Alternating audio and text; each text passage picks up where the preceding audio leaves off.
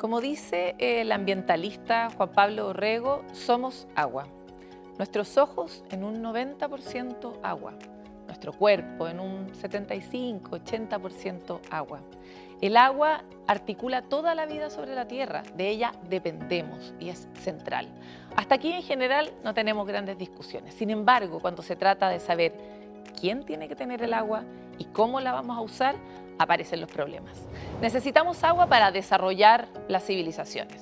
La actividad productiva es un usuario muy fuerte de agua, pero también necesitamos agua para tomar. Queremos que todas las comunidades y todas las personas puedan ejercer su derecho al agua. Y también necesitamos agua para mantener los ecosistemas para poder darnos otros servicios como la polinización de nuestra fruta o incluso la vida cotidiana necesitan ser mantenidos a través de agua. ¿Qué hacemos cuando son tantos los requerimientos y tan poca el agua?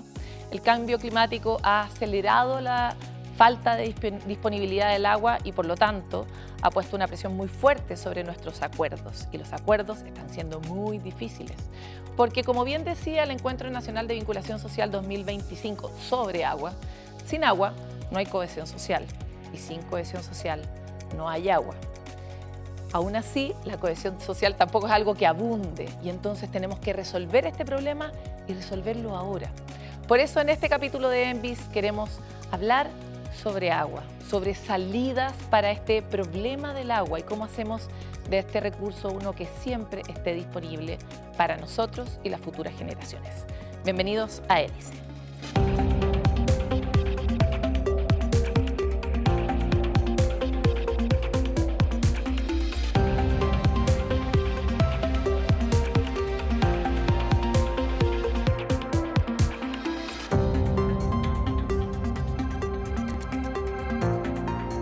¿Habrá algún tema más relevante que el agua? La respuesta, por supuesto, es no. Y, sin embargo, las personas, los humanos, no hemos logrado darle el lugar que tiene para poder resolverlo rápido, como si fuera lo que nos mantiene vivos. Y es por eso que hoy queremos hablar con un panel súper destacado, con quienes pensamos resolver este nudo gordiano de la civilización. Bienvenidos todos y parto por acá con Jorge Gironás, académico de Ingeniería de la Universidad Católica. Bienvenido. Gracias por la invitación. También damos la bienvenida a Lorena Schmidt, presidenta de la Asociación de Empresas de Servicios Sanitarios. Bienvenida. Gracias, Paloma. Y a Valentina Durán. ¿Habrá alguien más famoso que tú en esta época?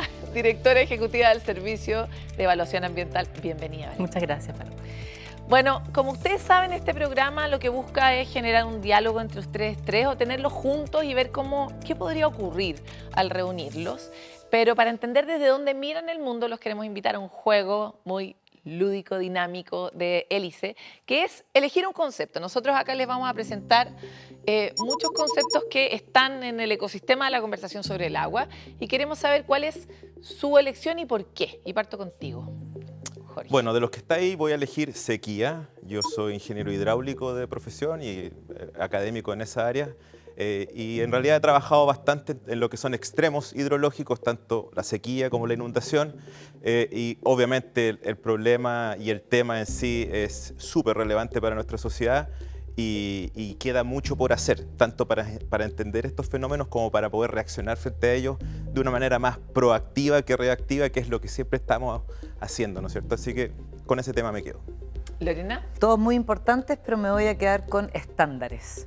Creo que hay pendiente una conversación a nivel país respecto a los estándares que nos queremos dar como país, especialmente hoy respecto a los desafíos hídricos. Así que estándares que engloba todo, me voy a quedar. Vamos a volver sobre ti porque además nosotros, pensé que te referías como a la calidad del agua, que es una que tenemos muy buena nosotros en Chile, ¿no? Así es. Así que son otros estándares de los que hablaremos más O cómo adelante. los mantenemos. Claro. ¿Valentina? Yo voy a elegir derecho, no solo porque sea abogada, sino que creo que el derecho humano al agua es algo hoy día relevante en lo que tenemos que pensar, también el derecho de las futuras generaciones a poder disponer de agua y en lo que tiene que ver con mi trabajo, el marco jurídico, ¿no es cierto? El marco jurídico que es indispensable para la generación de confianza y de condiciones para poder disfrutar del agua, para poder invertir. Entonces creo que el marco jurídico a todo nivel, desde el ordenamiento territorial hasta la norma de calidad, de emisión, el funcionamiento de las instituciones, creo que es algo en lo que tenemos que pensar a propósito del agua. Oye, ustedes tres acaban de plantear tres asuntos que se ven difíciles de resolver. El primero de ellos es cómo podríamos nosotros empezar a diseñar un Estado que comprenda, por ejemplo, la sequía como una realidad. O sea, vamos a revisar algunos datos, etcétera, pero Chile ya está en esa situación de escasez y probablemente en contexto de cambio climático, de excesos en ciertos contextos, y por lo tanto, ¿de qué manera podríamos proactivamente avanzar en temas de infraestructura? Pero si además eso significara mantener a lo que ya estamos acostumbrados, que por si los chilenos y chilenas no lo saben, es muy bueno. Los chilenos y chilenas tenemos una muy buena calidad de agua y tenemos una red que cubre buena parte del territorio a diferencia de muchos de los países de la región. Y en materia de derecho uno siempre siente que es como la tortuga invitada, como que nunca llega a tiempo, cuando ya llegó ya estamos atrasados, etcétera. Por lo tanto, me encantaría que ustedes mismos dijeran como si hoy día tuvieran el poder total, ¿no? ¿Por dónde partirían el énfasis respecto de sus propias fijaciones? Bueno, con respecto a este tema, es súper complejo porque, claro, la sequía te da esa sensación de una situación complicada, pero es normal. Por definición, siempre va a haber una sequía, porque una sequía, en su definición más simple, significa tener menos de lo que solemos tener. Por supuesto que puedes complejizar eso más. Entonces, siempre hay momentos de vacas flacas y de vacas gordas. Y es raro que frente a la sequía a veces como que se nos olvida eso. Sí, es muy como la langosta, como que nos vamos calentando mientras... Exactamente. Y claro, además está el problema de que cuando no estás en sequía, perfectamente puedes estar en la otra situación. Entonces, más fácil se te olvida el problema. Así que lo que me gustaría a mí ver, si es que pudiera, ¿no es cierto?, tener ese poder que tú dices, es que la sociedad completa, sus estamentos, los niños, entendiéramos el fenómeno, vigente. claro, que viviéramos más pendientes y reconociendo que es parte de la realidad hídrica de un país, cualquiera sea este. Súper buen punto, sobre todo en un país que por lo menos ya ha generado en otro ámbito una cultura nacional, como ha sido nuestra cultura sísmica. Parece que en estos ámbitos necesitamos como una cultura hidrológica que nos permita también estar atentos y reaccionar frente a las señales, ¿no? Lorena. Yo voy a seguir con el concepto de estándares y lo primero es decir que hablamos de sequía, ¿no es cierto? Pero en este largo país es muy distinto a los distintos territorios. Entonces nosotros aquí céntricamente miramos la sequía, pero en el norte hay otro tipo de problemas de cambio climático y en el sur son las aguas lluvias. Entonces la mirada como país tiene que ser muy amplia y hay soluciones distintas para distintas regiones y los territorios conocen lo que tienen que hacer. Entonces escuchar más a los territorios, tenemos un estándar que hay que mantener. Y eso es importante también desde el punto de vista de políticas públicas y decisión país. Bueno, yo concuerdo. Creo que es importante que recordemos las funciones del agua, ¿no es cierto? El agua como necesaria, como decía Paloma, para la vida, el derecho humano al agua, pero también el agua como sostén de los ecosistemas, ¿no es cierto?, y de la naturaleza. Y en ese contexto, con las múltiples presiones que hay, los requerimientos de agua para la agricultura, para la minería, para el consumo humano, eso nos obliga, y por eso es que es tan bueno estar aquí en esta conversación de complejidad, nos obliga al diálogo.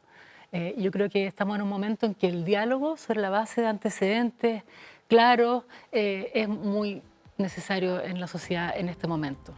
Sobre todo lo que han planteado y mucho más es que vamos a hablar en el siguiente bloque de Hélice. La idea es que empecemos a saber de qué se va a tratar esto y que nos acompañen todos en lo que viene de la conversación. Ya nos vemos. Pero quisiera partir con un dato que tal vez los chilenos y chilenas no manejan como tan a la mano. Sabemos que hay una sequía, pero el Instituto de Recursos Mundiales clasifica a Chile como uno de los países de mayor riesgo hídrico. Yo creo que hasta aquí lo habían escuchado, pero a nivel global nosotros estamos en el puesto número 18 de 164. O sea, vaya que tenemos un riesgo. Y por lo mismo quisiera partir contigo y bien a fondo. Es muy de ingeniero querer infraestructura, pero yo creo que una pregunta hoy día es ¿cuánta infraestructura? ¿Qué infraestructura? podría eventualmente ayudarnos a ser proactivos en la materia de agua y debiéramos, en año electoral debiera estar en los programas de gobierno. Y ustedes interrúmpanlo cuando quieran. Mira, yo soy ingeniero civil, pero yo creo que más que definirme por el uso de infraestructura, tratamos de definirnos por la solución de problemas. Y si esa solución es con infraestructura o no, ese es un paso que sigue. Evidentemente la infraestructura es una herramienta tremenda que tenemos como sociedad porque nos permite, en el caso del agua, ¿no es cierto?, acceder a agua que está lejos o acceder a agua que cayó o se manifestó hace un tiempo atrás, pero la necesito hoy. No hay duda de que la infraestructura nos ayuda. Pero lo que tenemos que hacer es resolver un problema. Y en palabras simples, los problemas de agua son parte de un balance. ¿Ah? La materia no se crea ni se destruye. Entonces el problema del agua es, hay una cantidad de agua disponible y una cantidad de usos, ¿ah? Donde además el uso ambiental, es decir, que nuestros ecosistemas sigan funcionando, es uno de ellos, ¿no es cierto? Los usos no son solamente los socioeconómicos, sino que también hay otras necesidades. Entonces lo que tenemos que lograr es poder balancear ese equilibrio, actuando tanto en disponer de más agua, reducir los consumos y proporcionar más almacenamiento. ¿Ah? Nosotros tenemos, por ejemplo, una fuente de almacenamiento increíble que está en riesgo, ¿no es cierto?, que es el manto nival. La cordillera nos almacena el agua que cae en invierno para tener en verano. Esa es una forma de almacenamiento. Pero efectivamente la infraestructura también nos permite hacerlo.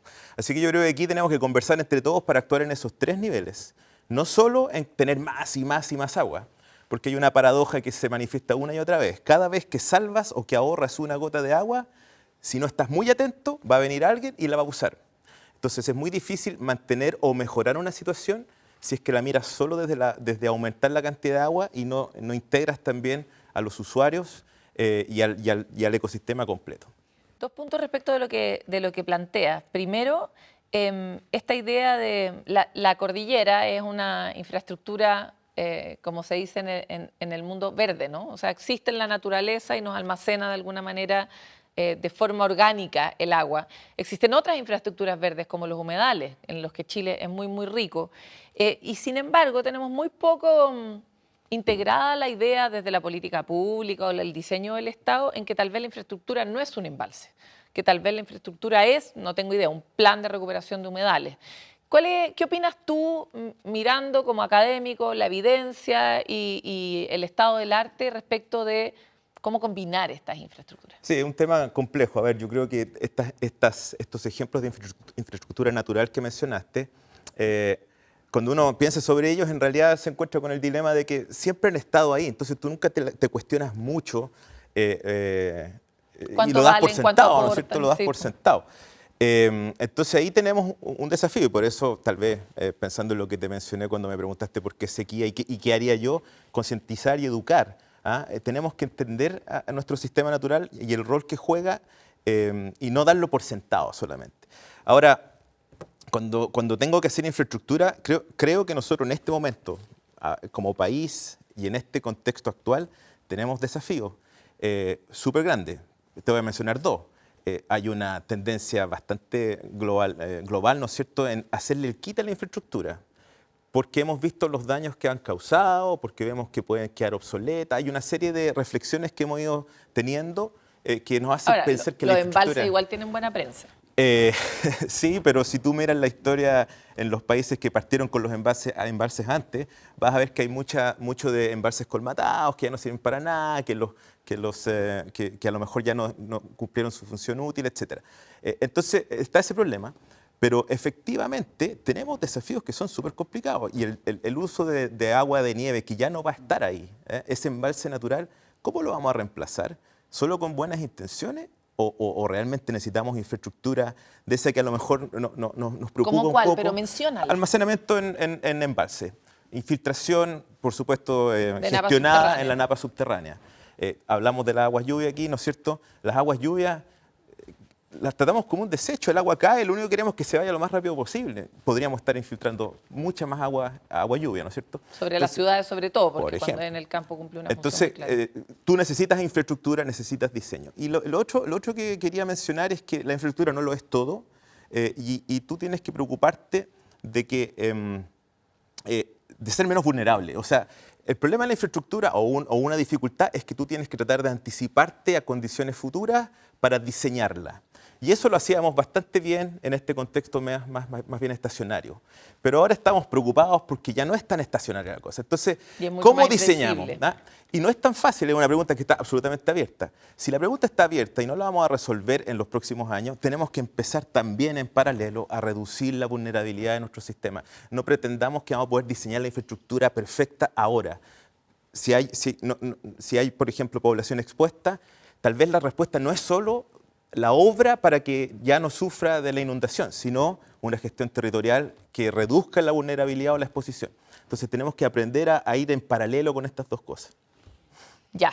¿Comentario o Sí, avanzo con usted? Yo quisiera comentar, creo que el concepto de vulnerabilidad es muy importante. Somos un país especialmente vulnerable a los efectos del cambio climático. Estamos expuestos a riesgos climáticos. Estuve hace poco en Copiapó y todavía se recuerda mucho esos eventos aluvionales de hace casi 10 años ya. 2015, Y están muy marcados ahí en esa región. Por lo tanto, no hay duda alguna de que la infraestructura relacionada es necesaria de comentar y de analizar con todos los efectos que puede tener los distintos tipos de infraestructura, porque las distintas soluciones, ya sea basadas en la naturaleza o infraestructura más gris, necesarias para abordar la problemática del agua, también generan impactos ambientales. Y eso es lo que hacemos en el servicio de evaluación ambiental, ¿no es cierto? Nosotros otorgamos un permiso, que es la resolución de calificación ambiental, porque toda la inversión que es necesaria para hacerse cargo de los temas del agua y para cualquier otro tipo, tiene que demostrar que cumple con la normativa ambiental, que cumple con el ordenamiento territorial y que se hace cargo de sus principales impactos significativos. Y en materia de agua, obviamente, hay distintos impactos que tienen que ver con los usos del agua para las distintas funciones, con los ecosistemas, con la cantidad de agua, con la disponibilidad de agua y con la contaminación eventualmente de las aguas. Valentina, me encanta que hayas mencionado Copiapó, porque Copiapó tiene varias características. Primero, parece que tiene memoria. La memoria no es un bien muy común entre los humanos, somos buenos para olvidarnos, pero además Copiapó tiene una cultura de mucho cuidado del agua, porque han vivido de mucho más cerca la idea de la escasez y por lo tanto no ocurre como el despilfarro que uno ve aquí, a pesar de que ha estado a la vuelta de la esquina la posibilidad de racionamiento. Y por otro lado, respecto de lo difícil que es instalar la conversación sobre hacer análisis de impacto ambiental hoy día, por la presión del crecimiento y de cómo acelerar el desarrollo, justamente el caso que citas es bien relevante porque tal vez si hubiera existido una idea más amplia del impacto ambiental, no habríamos instalado ciudades completas justo por donde caen los aluviones naturalmente. Me imagino que eso ya es parte de los análisis que se hacen para instalar nuevas infraestructuras críticas, nuevos desarrollos, ¿no? Uno ya no pone justo en el camino del aluvión la escuela, que es algo que en Chile lo podemos ver en muchos otros lugares. Entonces, me encantaría ir contigo, Lorena, respecto de qué tan importante es hoy día esta infraestructura que señala Jorge. ¿Es el embalse la solución y cómo ustedes están viendo alternativas? Porque si hay alguien interesado en que haya agua, me imagino son ustedes. Somos los responsables de este servicio público, ¿no es cierto?, que es entregar agua y el derecho humano. El derecho humano al agua es que sea segura, en Chile es segura, que sea suficiente, no sacamos nada con que el agua tenga todos los estándares definidos por la OMS, pero que haya un hilito de agua, asequible y accesible. El agua hoy cuesta alrededor de 1,6 pesos por litro. Pero quiero darte vuelta a la pregunta, Paloma, si es que puede ser, porque me encanta la idea de que no todo es infraestructura. Y aquí yo creo que falta la coordinación y la colaboración en el Estado privado, Estado académico. Por eso esta hélice que estamos formando me encantó. Porque nos podemos conversar y sé que nos podemos poner de acuerdo. Ya, pero ¿qué es lo que está más allá de la infraestructura? Háblanos la gestión, la gobernanza por cuenca, la coordinación con mirada de cuenca. Ya, pero si nosotros lo miramos muy pequeño y si seguimos mirándolo desde el espacio solamente... El consumo humano solo es el 11 o 12% de la torta total del abastecimiento de agua, de lo que se consume de agua. Entonces, nos tenemos que sentar a conversar. Entonces, infraestructura sí, soluciones basadas en la naturaleza sí, pero concentrémonos en la gestión. Y quiero un dato porque tú dices hay que concientizar y educar. Nosotros acabamos de sacar un estudio en que el 98% de las personas, 1.200 casos, dice que tiene conciencia y que está haciendo cosas para reducir el consumo, el 98%. La mirada positiva, ya lo logramos en la ciudadanía. Construyamos desde ahí, entonces, ¿a quién tenemos que concientizar? No lo hemos hecho bien en el mundo privado. En el mundo privado... O sea, el principal uso del agua en Chile es agrícola. Es agrícola y forestal. Claro. Y entonces tenemos que ver cómo desde el mundo privado generamos las condiciones para reducir el déficit hídrico, pero eso tiene que ser de la mano del Estado. Y por eso es tan importante los estándares. Es el Estado el que nos tiene que convocar, yo estoy convencida de eso, a una mesa en donde sea una mesa institucional de largo plazo, pero con la mirada de largo plazo en qué vamos a hacer como país para no caer en el 18, en el número 18 de riesgo. Igual, me encantarían los comentarios de ustedes dos, porque hay algo que hemos tratado varias veces y es de hacer esa mesa.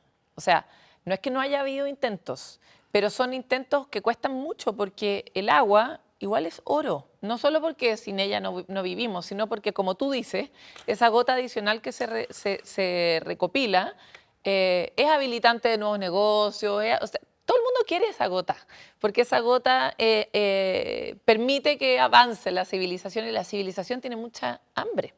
Hay muchas necesidades que resolver. Eso es parte de nuestros problemas de diseño. Entonces, y tenemos distintos instrumentos también de política pública que se han ido generando desde el Estado. O sea, yo creo que hemos avanzado mucho en los últimos años. Hay espacios de diálogo, hay instrumentos también que tienen que ver con los instrumentos de la Ley Marco de Cambio Climático. Hay estrategias, las estrategias de cuenca que tienen que ir desarrollándose. Yo creo que están todos los elementos para ir desarrollando esas conversaciones que tienen que ver con políticas de Estado. ¿Y eso estaremos en un momento propicio? Yo encuentro que hay bastante en serio, de largo plazo. El año pasado por primera vez tuvimos la constitución del primer órgano de Cuenca a propósito del río Maipo, y estaba ahí en torno a la Fundación Chile organizada gente que en general no se sienta en una misma mesa. No fue para nada fácil, a mí me tocó estar en el lanzamiento de ese órgano y todos cuentan que fue súper difícil, pero llegaron a un puerto. Estamos en un año donde al menos las encuestas indican que en general los chilenos estamos queriendo unos caminos del centro, donde se lleguen a los acuerdos. Acabamos de lograr una reforma de pensiones. Tal vez es el momento adecuado. Ahora, difícil, súper complicado, ¿no? Sí, además que, a ver, llegar a ese momento es complicado, ¿no es cierto? Y vamos llegando más rápido, más lento. Pero después, esta es la historia de la humanidad, o sea, nunca hemos resuelto el problema para siempre, jamás. Y cuando llega alguien con la receta mágica, lo primero que hay que hacer es ser escéptico. Dudar. Por lo tanto, pero en buena, eso, no chaquetear, claro, no eso no significa que no haya que hacer nada.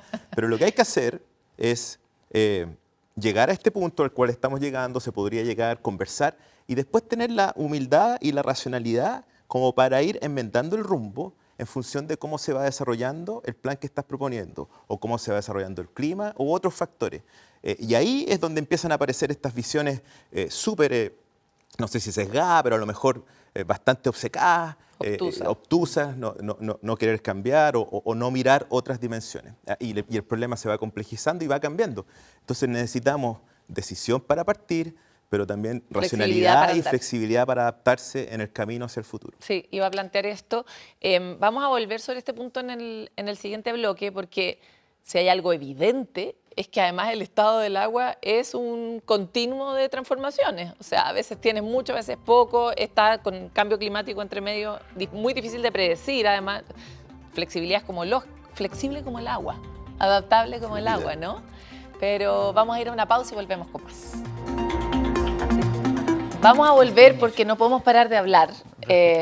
Así son estos grupos. Me encanta que yo les voy a pedir disculpas. Pero vamos a volver con lo que estábamos conversando anteriormente. Y para inspirar este espacio, que yo les digo al tiro que la expectativa de ustedes es que aquí salgamos con propuestas. Así que empiecen a anotar en su cuadernito mientras les vamos a mostrar el caso de una comunidad que efectivamente vive prácticamente todos los temas que hemos hablado acá, pero que se enfrentó a una oferta de la nueva tecnología que les dio una salida. Conozcámosla.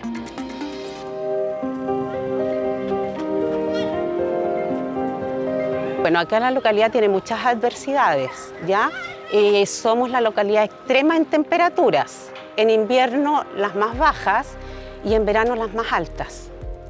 Estamos en una zona minera, además, donde también han extraído agua de las napas. También influye en el agua potable rural acá. Hace 4 años que nosotros, a través de Protiltil, nos entregaron una máquina del agua que trabaja con la humedad del aire. La Corporación Protiltil es una corporación empresarial que surge en Tiltil hace ya 18 años y se dedica a desarrollar durante todo este tiempo proyectos sociales en distintas áreas de desarrollo para la comunidad de Tiltil.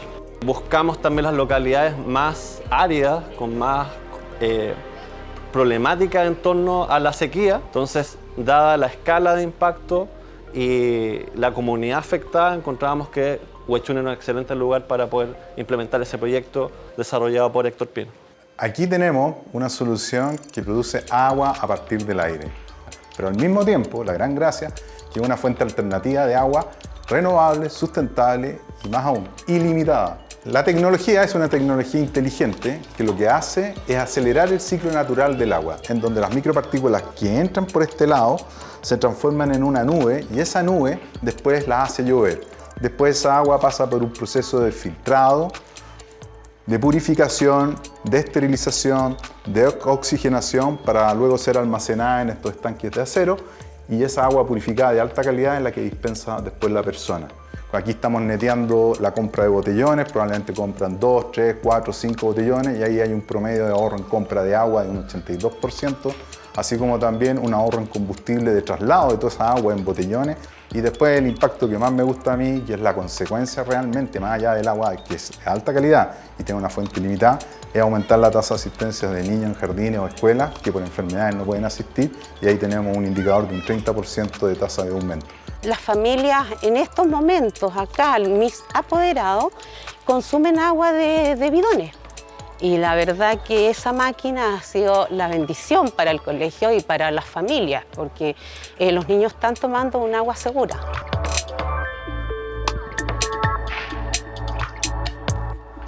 Bueno, y es que a pesar de que en Chile tenemos efectivamente una muy buena calidad del agua y una muy buena cobertura, todavía hay muchos sectores, particularmente sectores rurales o sectores donde la demanda por agua es muy alta, donde no hemos podido resolver el problema de los derechos que planteas tú, Valentina, al inicio. Y los casos son súper conocidos, Petorca es como símbolo en nuestro país de este tema. Y me encantaría saber cómo uno avanza en el tema de los derechos cuando nominalmente, abstractamente, uno puede decir tienes derecho al agua, pero en la práctica cumplir ese derecho resulta muy difícil. Bueno, yo creo que se han hecho avances importantes también en la normativa. Tenemos reformas recientes al Código de Agua. Tenemos estos instrumentos de los que hablábamos antes, de las estrategias en relación con las cuencas, que se tienen que desarrollar. Por lo tanto, yo creo que tenemos que ponerle quizás cierta urgencia al despliegue y el desarrollo y los diálogos que tienen que existir para esos instrumentos.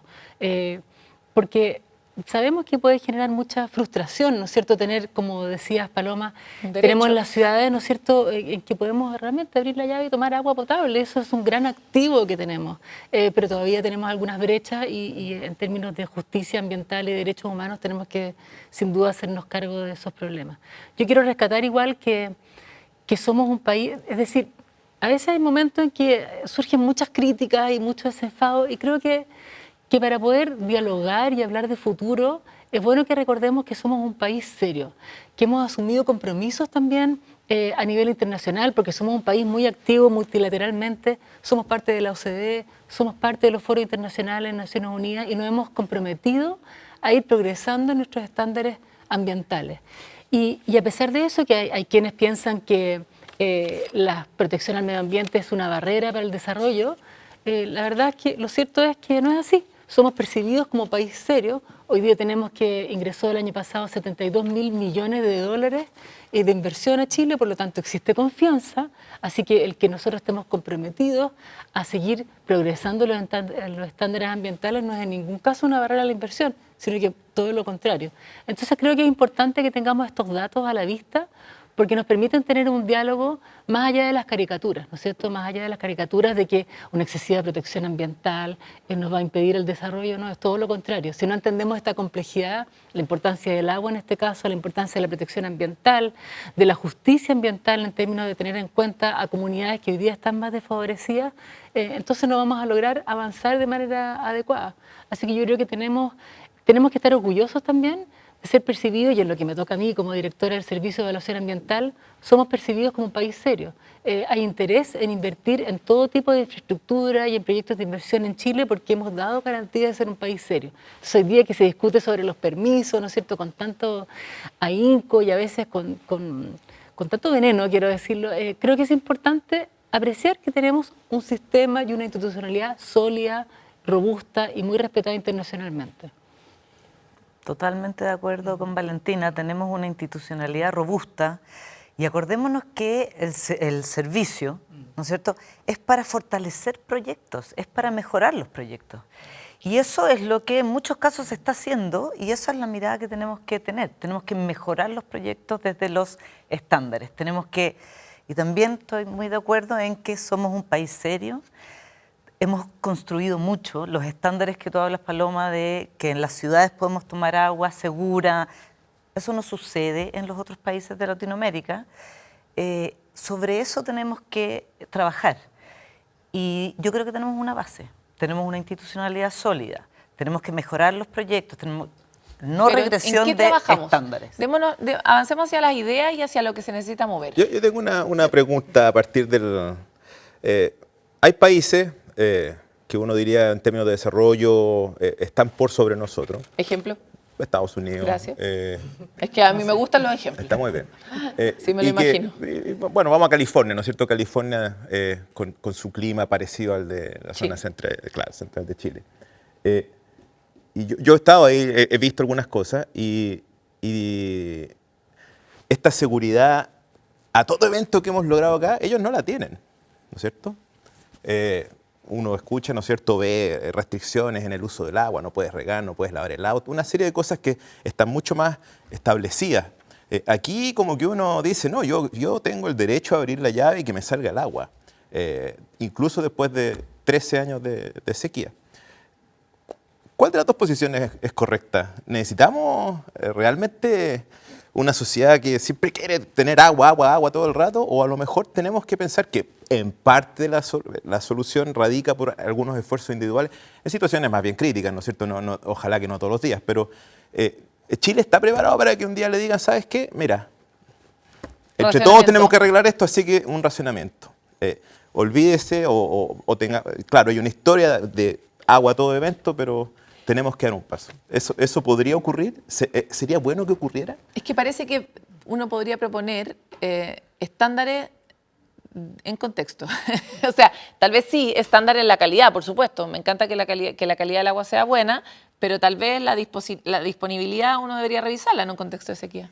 Yo creo que lo que tenemos que hacer es tratar de no revisarla. O sea, llegar a un punto en que no necesitemos llegar a restricciones. Y yo creo que estamos en un momento en que sí podemos darnos ese lujo. En Chile somos campeones en algunas cosas. Y yo diría que en los estándares ambientales somos campeones. La industria sanitaria es una industria ambiental desde un inicio. El saneamiento, o sea, lo que significó el saneamiento para Chile en 14 años, eso no lo rompamos. Aguas servidas que no está dado. Entonces... el tema es, yo me pondría metas altas. No tengamos que llegar a esa discusión de... Ahora, por cierto, si es que hay que hacerlo, y yo creo que en Chile tenemos la cultura de hacerlo. Pero pelo en la sopa, porque... en las ciudades. Porque la curva de nuestro consumo es como la del cambio climático, pues exponencial. Entonces, como diría mi madre, ni Juanita ni Juanaza, Juana, digamos. O sea, ¿cómo uno hace para no ponerse restricciones en la calidad, pero sí empezar a ponernos restricciones culturales en la conducta, por ejemplo? No sé, yo soy de ese lugar eventualmente porque no es aceptable que estemos regando grandes jardines. O sea, hay una cuestión como en la administración o la conciencia, no sé qué opinas. Sí, yo estoy de acuerdo, aunque siempre cuando uno se plantea desde una institución pública, desde la política pública, yo creo que no satisface a la ciudadanía que uno diga sí, todos tenemos que colaborar, porque en realidad lo que espera la ciudadanía, ¿no es cierto?, es que el Estado, como decía Lorena, se haga cargo de ciertos derechos que son básicos. Lo que no obsta a que es necesaria la colaboración público-privada y quienes están en la posición de poder invertir, ¿no es cierto?, y poder educar, que también es fundamental la educación ambiental. Como veíamos en esa cápsula, en ese video que mostraron, era muy interesante ver a los niños y niñas entendiendo entonces el ciclo del agua, entendiendo la composición del agua. Me pareció que eso era muy interesante. Así que sí, yo creo que todos podemos colaborar, la educación tiene un papel importante, la academia, el sector privado, pero tenemos que partir desde esas ventajas que tenemos como un país serio, que tiene instituciones, que tiene instrumentos que todavía tiene que desplegar y desarrollar para poder seguir avanzando. Me voy a parar en el lugar de algo que nos cuesta pocaso en Chile, de todo lo que nos falta. Tareas urgentes a las que hacer frente. Ya entendí, tú crees que planteas que es necesario, por ejemplo, avanzar en la infraestructura de embalse. Eso lo entiendo en términos generales. En la infraestructura de almacenamiento.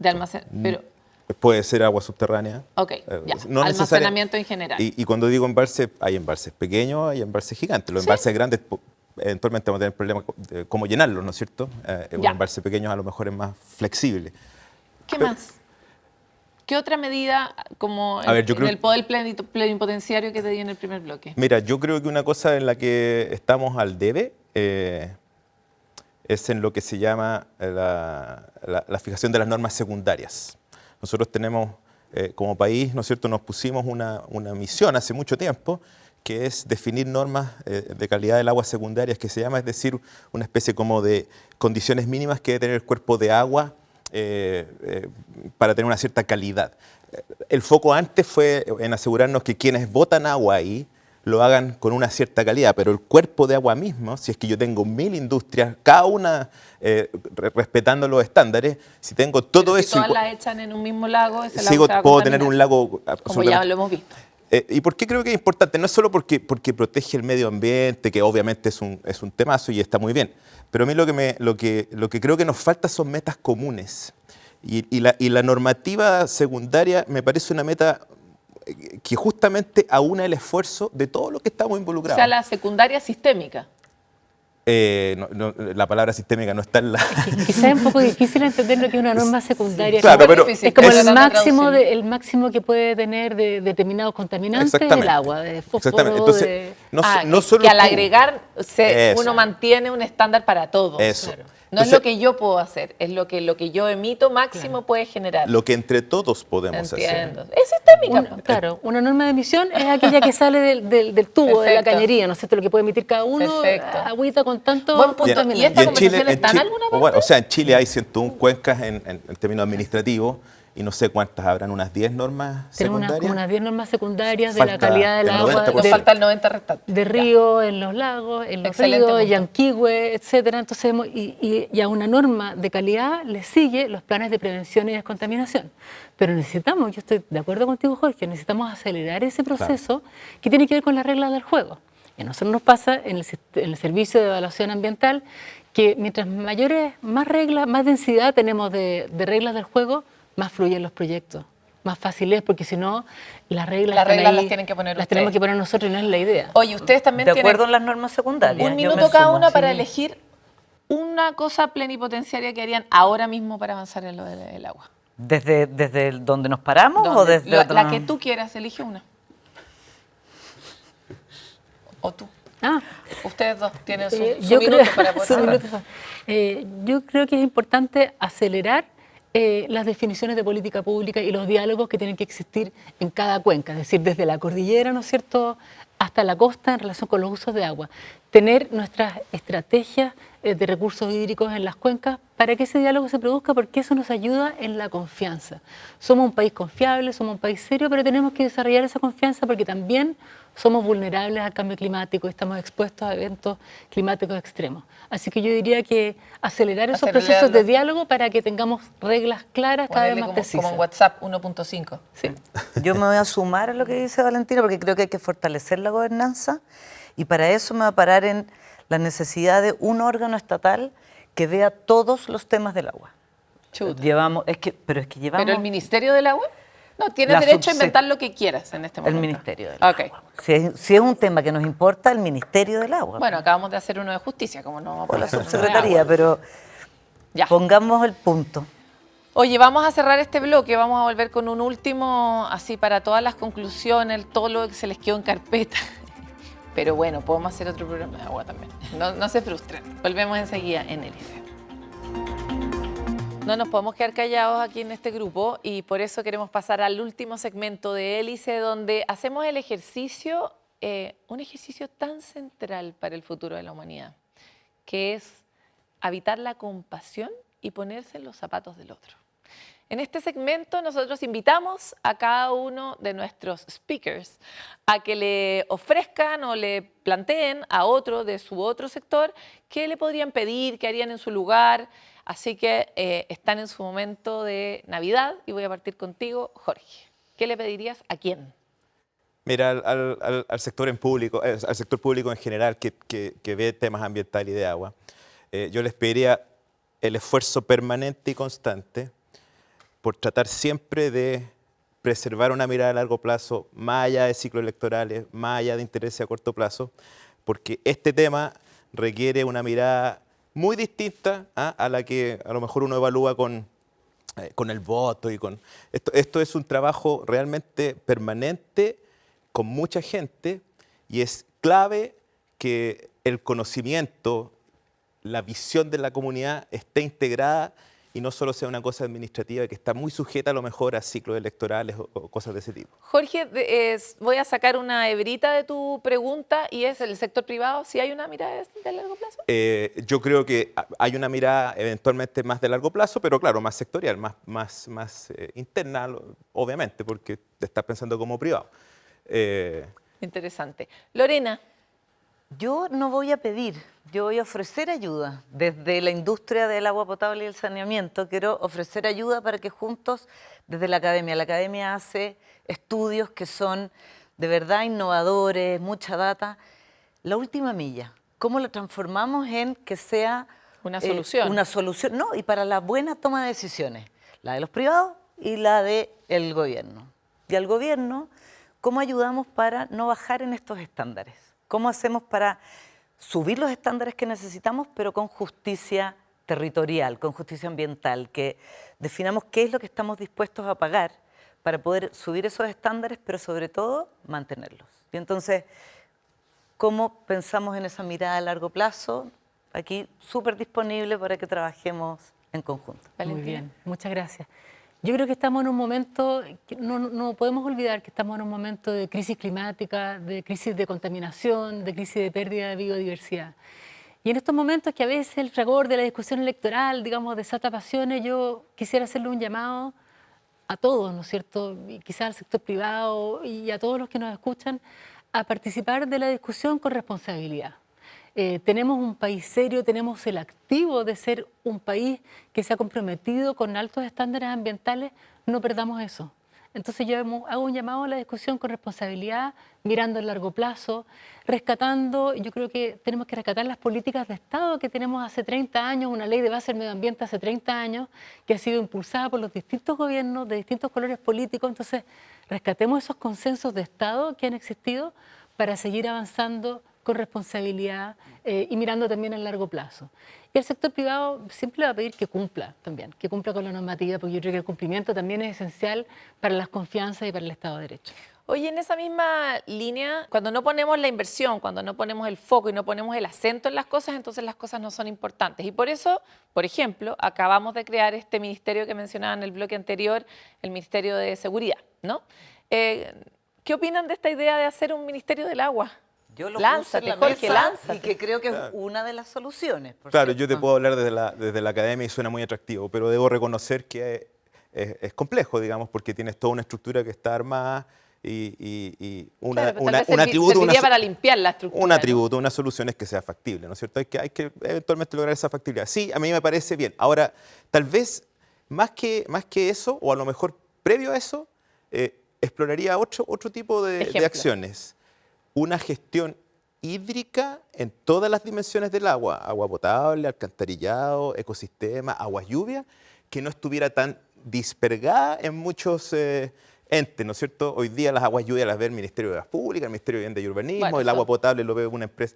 A lo mejor nos falta una gestión territorial Que articule mejor. más articulada y no tal vez o previo a algo tan grande como un Ministerio del Agua. Bueno, se ha tratado de podar harto esta cosa que ha ido como creciendo medio como un imbunche a lo largo del tiempo, la cantidad de instituciones que operan en torno al tema del agua. Y eso, sin duda, es parte del diagnóstico general, ¿no? Que está demasiado complejo y que hay que simplificarlo. ¿Valentina? Sí, ¿Qué opinas del Ministerio y qué opinas de Yo creo que hay una recortar? discusión porque está por una parte todas las competencias que tiene el Ministerio de Medio Ambiente en materia de agua, está la que tiene el Ministerio de Obras Públicas y hay distintos organismos respecto de las distintas dimensiones del agua.